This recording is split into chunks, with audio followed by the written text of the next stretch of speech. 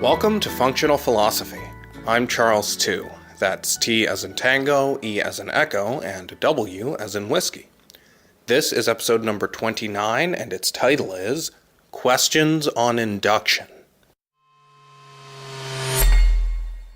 Hello everyone. Before I get into the core of today's episode, I want to deal with a few things. First, I've rearranged my website a little bit. In past episodes, I have referred people to my essays, but I've taken that whole section down. And the reason is that, well, what do you think the reason is? The reason is the government, as always, when you find some weird distortion in the culture.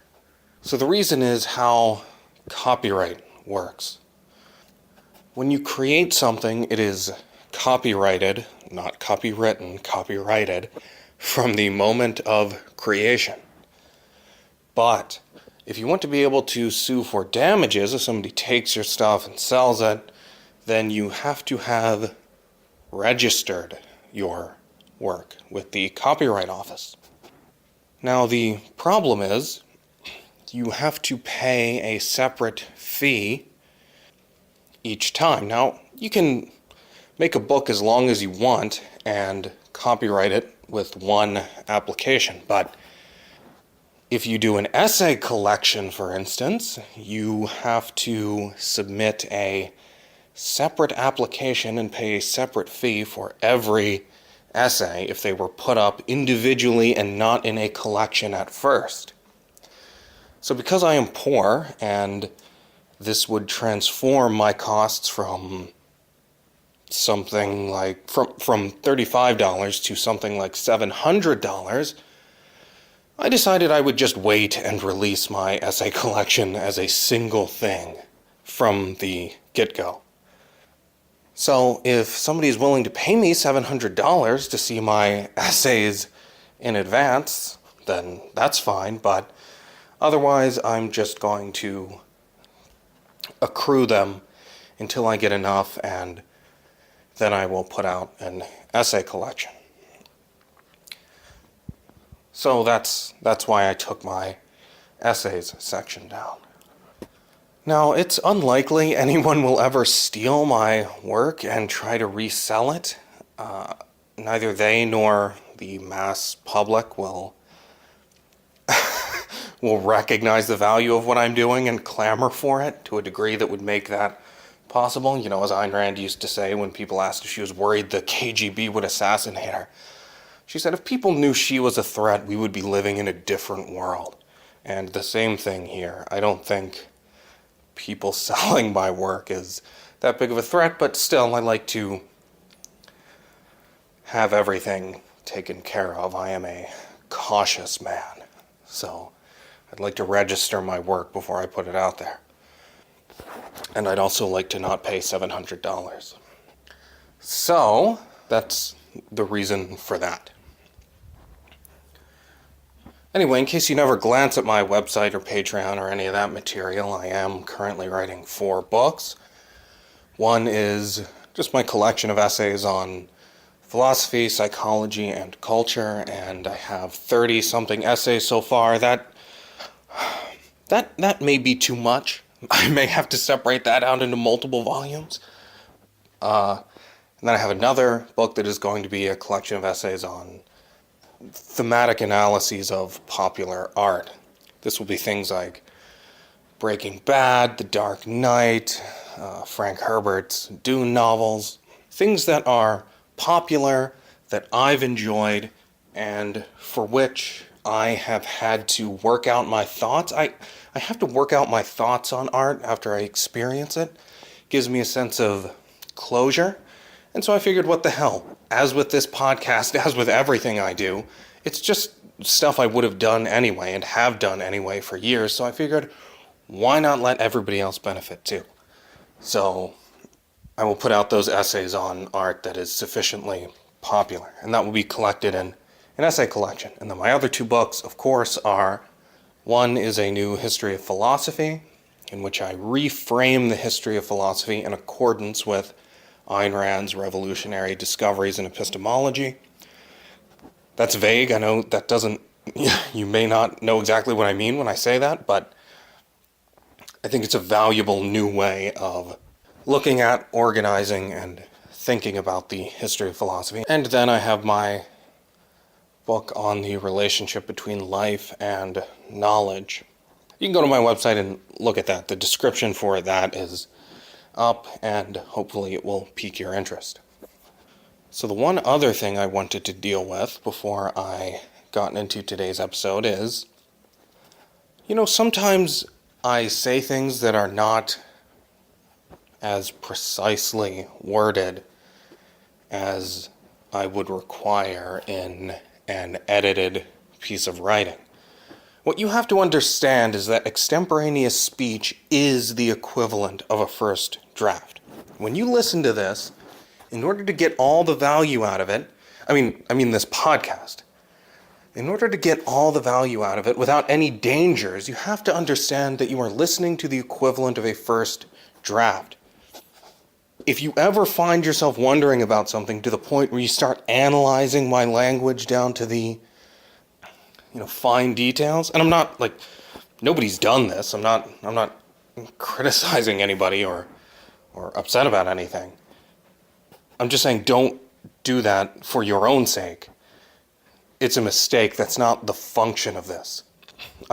In listening to past episodes, there are things that are not precise, and if you took them literally, not that they were meant figuratively, but if you took them as precise, they would be wrong and lead you down the wrong path. Now, I don't have the time to go back and point out every single thing I did wrong, and if I only point out some of them, then that's going to imply that all the ones I don't point out I didn't notice, or those are okay. So it's an all or nothing thing, and I'm choosing nothing here.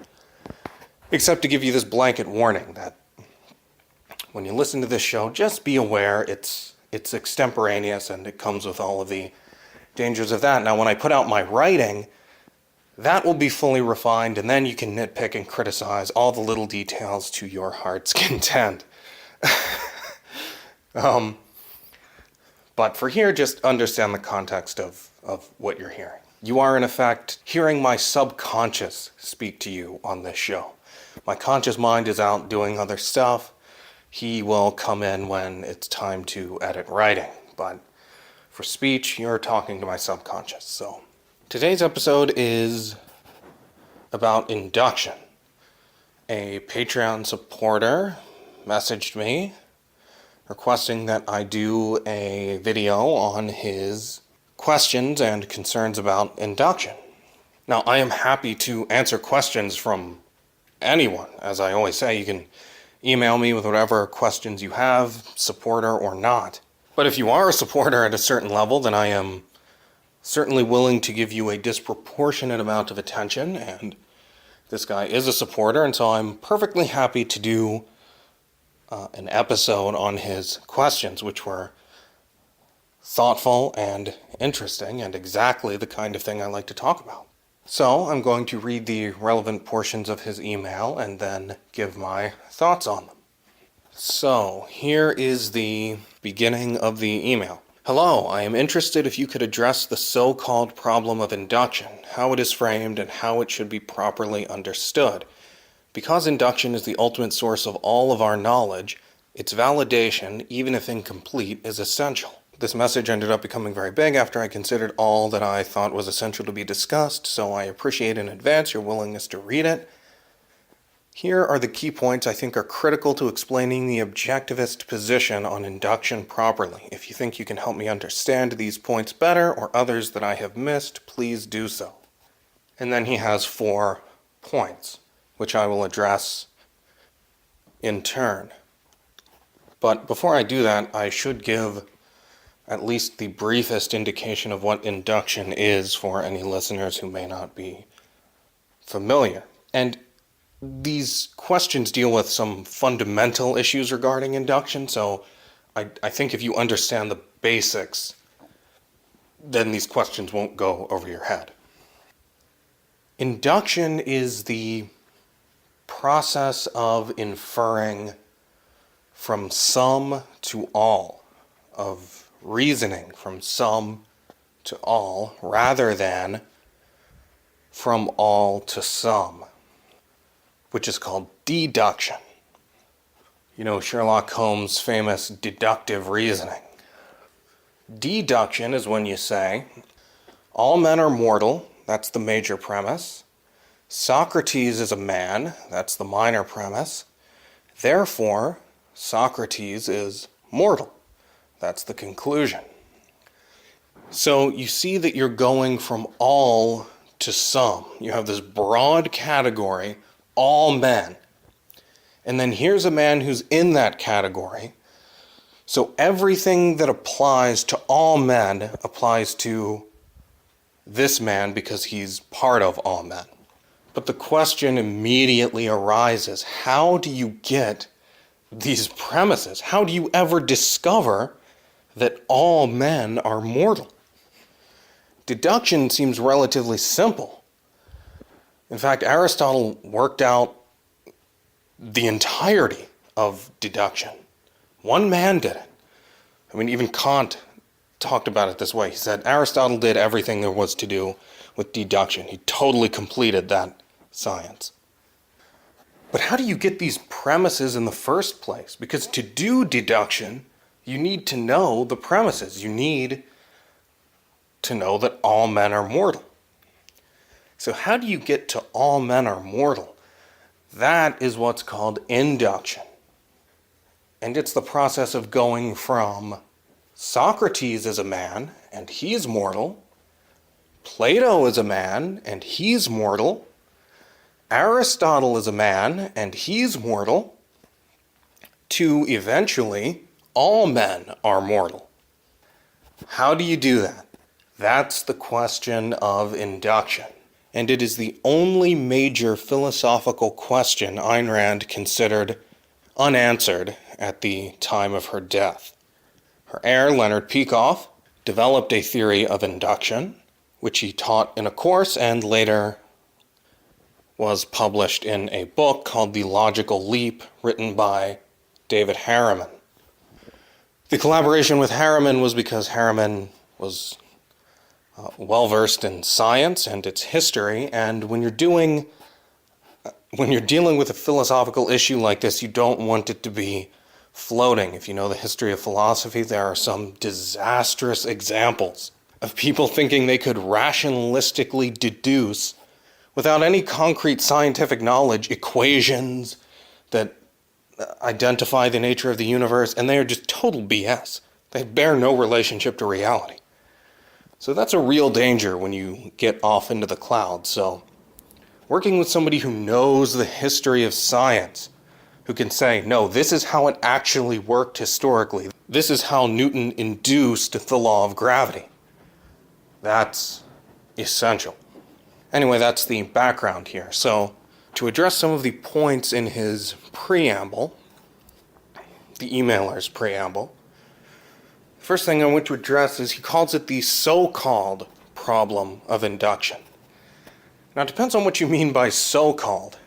It's not a so-called problem in the sense that it is something that we actually did not understand for a long time. Maybe we still don't fully understand it, but there were actual questions of how it works there.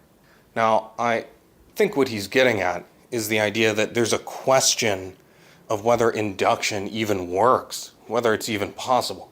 And that's true. That is a so-called problem, because there is no problem there. It would be like the problem of reason. How do we know reason works? Well, you know reason works. And then you can figure out, what are the mechanics? But the question of whether it works, that is not a valid question. And the same is true with induction. I mean, induction is part of reasoning. It's the most important part. So the question of whether it's possible, yes, that is a so-called problem. But how it works, that is a real problem, as in a real question that had to be answered. So the second point is he asks me to explain the objectivist position on induction properly. While there is no objectivist position, he may just be speaking loosely here. I'm not trying to be overly critical, but points like this are important. There is no objectivist position on induction. There is Leonard Peikoff's position on induction, which he believed, and I believe, is consonant with objectivism, but objectivism is the philosophy of Ayn Rand, and she did not come up with a theory of induction. Now, all of her work is intimately connected, and it serves as the basis for Peikoff's theory. But Peikoff's theory is still Peikoff's theory. So it's just always important to keep in mind what is included in objectivism and what is not, lest objectivism become a synonym for truth and we lose the ability to refer to Ayn Rand's ideas in isolation, which is important to be able to do. So, okay, here's point 1. 1. Induction is almost always improperly framed. I'm reading his email. Let me use an analogy. Kant framed the modern debate on free will, even if the participants don't see it, by dividing the world into the nominal, mystical, real, and phenomenal, deterministic, scientific, logical, non-real parts. He cast the concept of free will into the depths of mysticism. Today you either accept materialistic causality or some form of mystical free will. No third alternative is entertained, except for the impotent compatibilists who try to have it both ways. I see the same incorrect framing in how induction is understood. David Hume presented induction as opposed to logic, i.e. as logically impossible. You either accepted the laws of logic and rejected any possible knowledge from reality, the thing logic integrates, or accepted inductive knowledge at the cost of logic, the means by which you identify, integrate, and use your knowledge. That is how the issue has been framed from Hume to Popper to today. How can one better understand how this framing is wrong and why it is so widely accepted? Okay. The basis of this dichotomy, which you have identified, this is me again. The basis of this dichotomy, which the listener has identified, is the idea that the law of identity is artificial. It exists in logic as the law of non-contradiction, but can't be derived from observation, and so the necessary foundation of all prediction and generalization of reality, as opposed to abstract symbols, is denied. If you understand that identity is a corollary of existence, then you break right through this dichotomy at the foundation. The problem of isolating variables still exists, but the basic disqualifying premise of the Heraclitean flux is gone. Now, Heraclitus was a pre-Socratic philosopher who believed that everything was fire, by which he meant everything is in flux. Nothing has a nature, everything is in a process of change. He famously said, "You can't step into the same river twice." And what he meant was, every element of a river is constantly changing. If you come back to the river, everything's a little bit different. It's different water, different sand, different everything. So what are you even referring to with the concept of river? There is nothing stable, there is no identity. And one of his followers, who was more Heraclitean than Heraclitus himself, said, "You can't step into the same river once." And that is a perfect way of putting it. That is the view here. This is the view of people like Hume. There is no law of identity. Anything could happen at the next moment. There are no restrictions on anything, no limitations. Well, if that's what you believe, then logic only refers to symbols. Yeah, you can come up with arbitrary rules for symbols, and then you can predict, in absolute terms, what's going to result from the manipulation of those symbols, but only because you came up with the rules artificially. But if you're and that's supposed to be logic. which doesn't refer to reality. But if you deal with reality, well, who the hell knows what's coming next? And the idea is if you base logic on reality, well, then logic goes out the window. Because reality can be anything, and logic is all about being able to certainly deal in consistency versus contradiction. But reality can be anything, so logic just deals with symbols, and reality is whatever. So then the view is, yeah, you can do deduction, but that's only with symbols. So it doesn't have any bearing on the real world. And induction, which is supposed to be getting knowledge and general truths from reality, that's just impossible. Because reality has no stable identity from which to extract anything. But once you realize everything is what it is, that is the basis of everything else. That doesn't solve the problem of induction, but it gets rid of, as I said, the disqualifying premise at the base of people like Hume, who think, well, this isn't even possible. It's not even a valid question to go into because it's obviously impossible to get any generalizations from a world that is in constant flux or that lacks a law of identity. Well, it doesn't lack a law of identity. Everything is what it is. So it's just a question of determining what things are, and that's induction. 2. This is the emailer again. So-called alternatives to induction are fundamentally flawed. Let's start with Popper's falsificationism, which will help explain why all alternatives to induction are flawed. Popper completely accepts Hume's position and then goes right on his way to claim scientific knowledge. How does he know something is true? It hasn't been proven false yet. What unfalsified ideas do you prefer over others? The ones that have withstood the most tests for the longest period of time. Why? No reason. You can't know anything for certain about reality. Thanks, Hume. Even that falsification is a good method. You can't even know that your theories are more likely to be true because even that would rely on some certain knowledge of reality. You just accept this method arbitrarily. Most of Popper's writings are nothing more than a covering up of this last fact, the incoherent ramblings of him and his followers notwithstanding.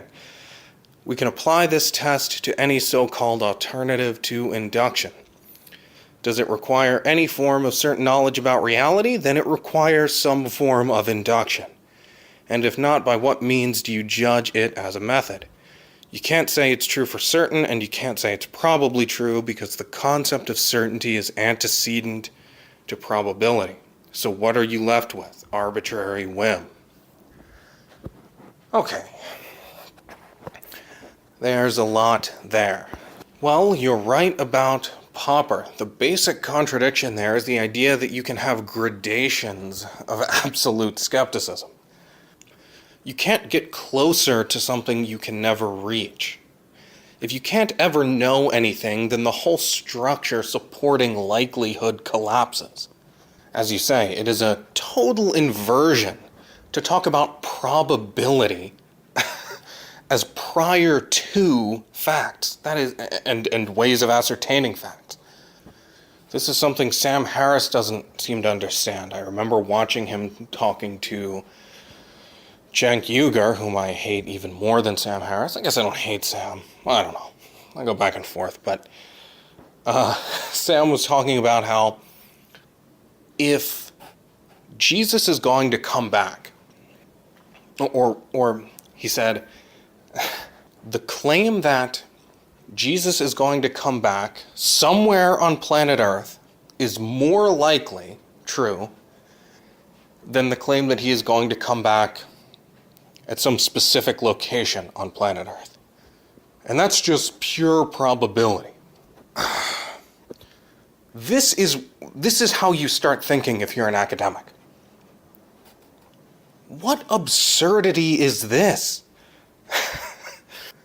So the possibility of miracles of God and Jesus, that's open. We don't know. Maybe that can happen. Oh, but probability. Now, Jenk, much as it makes me nauseated to say this, he made a good point against Sam. He said, no, if Jesus is impossible, then there is no difference. You can't do probability for an impossibility. If Jesus' return is impossible, because God is impossible, then there's no likelihood one way or the other, no matter how you narrow it. And Sam rejected this, but Sam is completely wrong here. And just observe the absurdity here. So what we don't know is that miracles don't exist. Maybe miracles exist, maybe God exists, maybe Jesus is going to come back.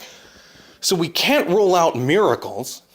We can't know for certain that miracles are impossible, but what we can know for certain is the rules of probability? What? If miracles and God exist, probability goes right out the window, because the basis of all probability goes right out the window. Anyway, that's just something similar to what this questioner is bringing up. And this may be a good time to bring up, there's someone else to whom the emailer referred me as a possibility. And I looked at the writings of this person, whom I won't name, and they were poorly written and dumb.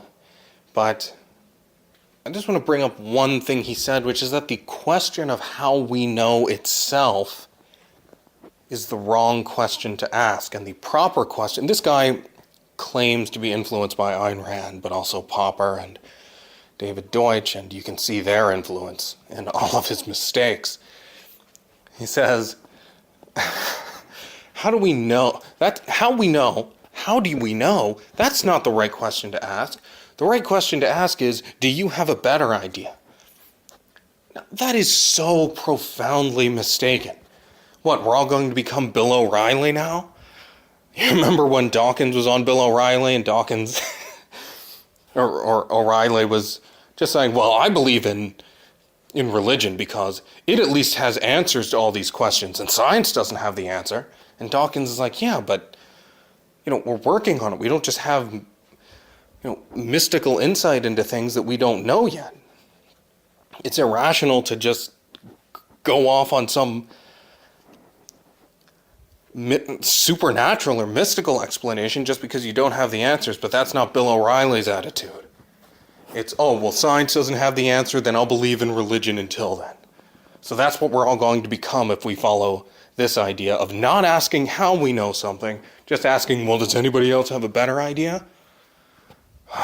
What a profoundly stupid approach. Anyway, I just wanted to get that in somewhere, and this seemed like the best place to do it. So let's go on. Anyway, there's an interesting thing about the axiom of identity that's relevant to induction. The reason you can instantaneously conclude, on the basis of any act of observation, that all existence has identity, is that there is no such thing as non-existence, and so there are no variables to confound induction of the nature of existence as such. Ayn Rand's axioms are existence, identity, consciousness.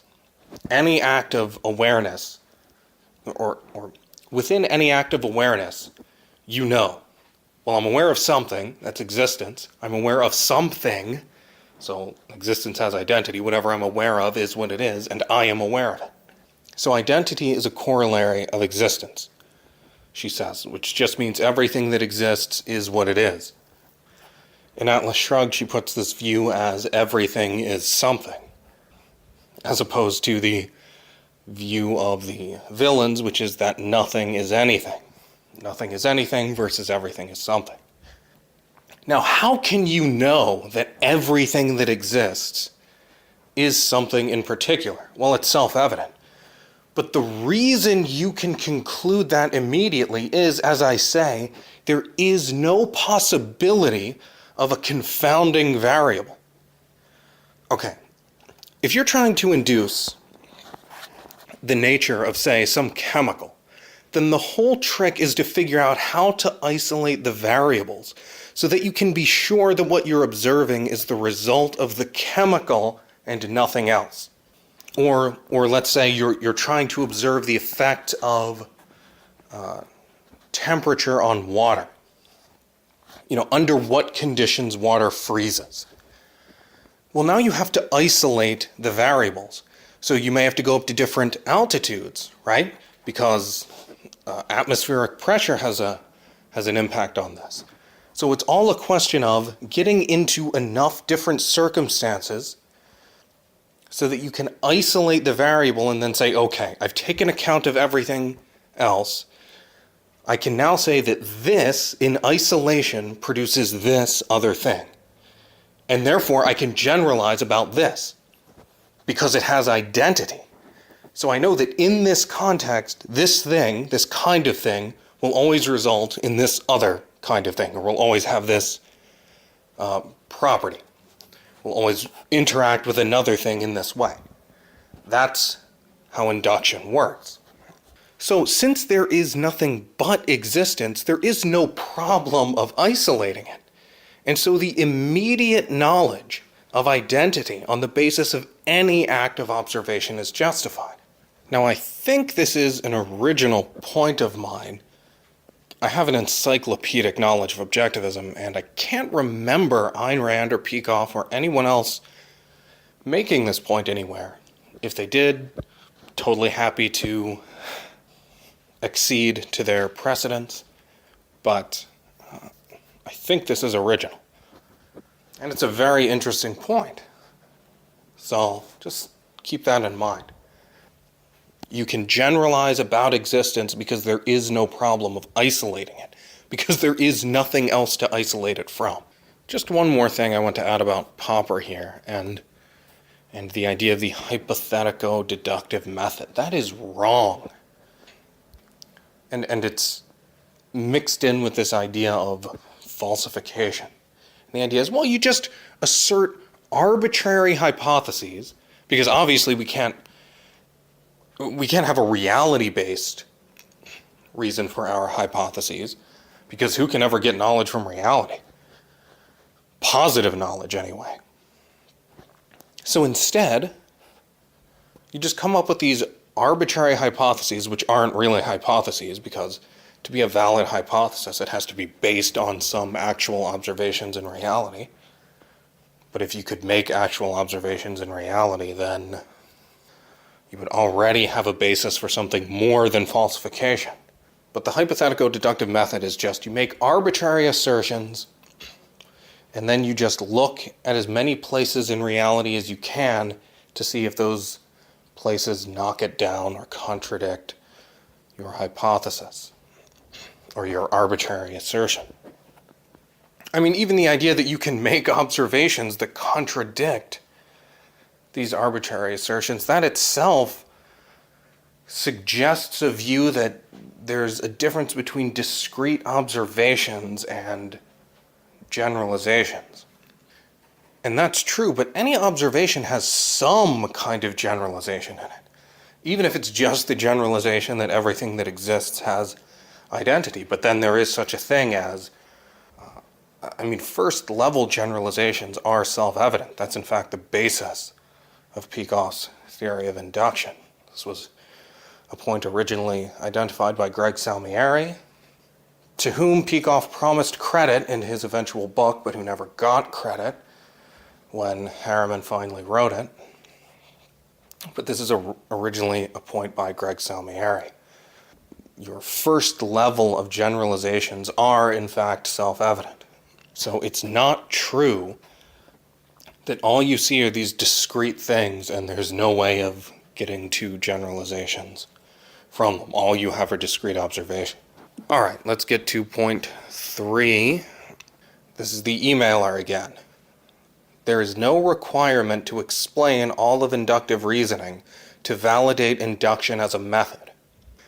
Here's a segment from Introduction to Objectivist Epistemology, and what follows is from that. Okay. Professor M speaking. Take the example of Newton's theory of universal gravitation. He said that if the theory is true, then the planets will exhibit elliptical orbits with the sun at one of the foci. Now, it is found in astronomy that the planets do follow that path. So what can one say then about Newton's theory? Is it a possible explanation? Is it correct or what? Ayn Rand speaking. After it has been verified by a great many other observations, not merely the verification of one prediction, then at a certain time one can accept it as a fact. But taking your example as an illustration of what you are asking, if the sole validation for Newton's principle was that it predicted that orbits will be elliptical, and then we observed that they are elliptical, that wouldn't be sufficient proof. Epistemologically, it wouldn't be enough. You would have to have other observations from different aspects of the same issue which all support this hypothesis. And then there is an inserted note in brackets here that I think was put in by the editor of the book, or maybe this is the emailer, I can't tell. No, this is from the book. The editor of ITOE put this in here, I think. Historically, Newton validated his theory by means of a great many observations of widely differing phenomena. Okay. Professor M. The question is, when does one stop? When does one decide that enough confirming evidence exists? Is that in the province of the issue of induction? Ayn Rand. Yes, that's the big question of induction, which I couldn't begin to discuss because A, I haven't worked on that subject enough to even begin to formulate it, and B, it would take an accomplished scientist in a given field to illustrate the whole process in that field. This is why Leonard Peikoff worked with David Harriman. That was me saying that. Okay. Now back to the emailer. But wait, some say. If AR did not formulate induction, how could she regard it as essential, let alone as valid? I think there are a few things you could say here. Firstly, we can know that induction is valid without necessarily being able to formulate it in every possible case, or even in any case. Existence exists, all existence have an identity, and all existence act in accordance with their nature. These are basic axioms. Hence we know that there must be some real entities of which some generalizations must necessarily be true, the generalizations accurately capturing their identity. We also know that our sensory organs necessarily interact with the real world, and hence our perceptual information, which is derived from our senses, is fundamentally valid. So there are real entities of which generalizations can be made, and we have the sensory equipment to receive information about them. But how do we know that it's possible to receive enough information to make a generalization? How do we know that the act of generalizing is even valid in principle? Here we have to consider an important fact. Human knowledge is contextual, not omnipotent. I assume he means omniscient. Hence our inductions only need to provide contextual knowledge, not the universal laws of the universe. This could probably be expanded much more. Okay. Well, this is me again. As the emailer says, yes, the question of is induction valid is not a legitimate question. Same as the question of is reason valid. Yes, it is. You already know that before you know how. The question is how. Now, the emailer made some good points there, but the only real thing I have to say outside of what he said is that it can be misleading to think about it in terms of having enough information. He said there could be a question of whether we can receive enough information to make a generalization. Well, as he brought up, knowledge is contextual, and so it's really about having the right information, not having enough. Induction can be done with as few as 2 observations. Once you've established something, you've established it, and additional observations don't add anything to your level of certainty. So, as I said, it's all about isolating variables. It's induction by simple enumeration, generalization by simple enumeration, as it's called. That is invalid. It's not about you get enough instances, so at a certain point, well, I've had 100 examples, therefore I know it's true. It's about isolation. If you know Mill's methods, John Stuart Mill. Now, Mill is taken to be the fountainhead of freedom. I think he's a better epistemologist than political or social philosopher. But Mill's methods they seem obvious, and he's not the first person ever, but he formulated them in their most influential way. Mill's methods are the methods of difference and agreement.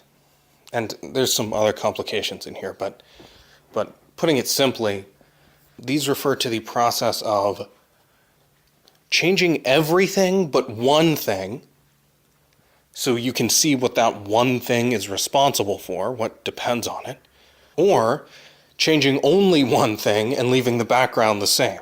So anyway, I just wanted to give a plug to Mill's methods because they are an important part of this process. They are the ways in which you isolate variables.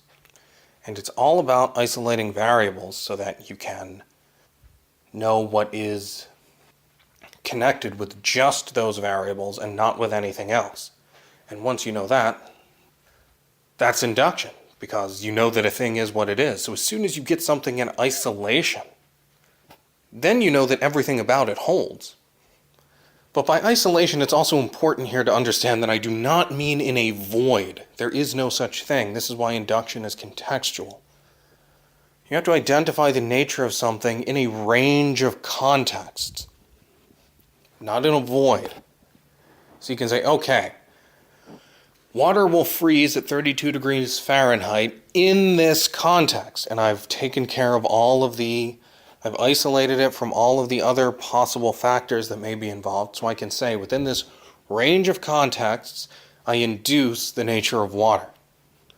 So it's not this mystical or supernatural thing that transcends all contexts, but it's not skepticism either. You have generalized in a context, because you've established its nature in a range of contexts. That's what you do with induction. Okay. Point 4. The role of context in the objectivist view of induction, this is the emailer again, i.e. the specifics you use, or the specifics you use to reach a general universal conclusion should cover all that is relevant to the context, paraphrasing Leonard Peikoff. This follows from the last point and is also the point I have struggled to fully grasp the most. How do you know all that is relevant to the context? Is that not something you must first reach through induction? Is there something Ayn Rand or someone else has said that clarifies this point? And this is his last part, so after that he thanks me for reading his email and expresses his strong desire for me to make a video on this topic, and that's the end of the email. Okay, so what's my response to that last part? How do you know everything that is relevant to a context? So, going off what I said before, how do you know you have isolated all of the causal factors involved in a range of contexts, or in a specific context which covers a range of, in an inductive context which covers a range of specific contexts? Well, there are two things you have to understand here. One is the relationship of arbitrariness to context, and the other is the issue of certainty as epistemological and not metaphysical. You know all that is relevant to a context when you run out of anything for which you have positive evidence that it's connected to your induction. If you're inducing the mortality of men, then you have to make some observations. But once you've gone through everything you know of that's relevant, you're done. You can ignore the arbitrary positing of causal relationships. You don't have to consider whether men's mortality applies only in the context of places where the sky is blue. Even though you don't have access to any other context, such as where the sky is yellow, there's no reason that would be relevant based on your knowledge. This is why it's not this impossible effort of calculation to induce something.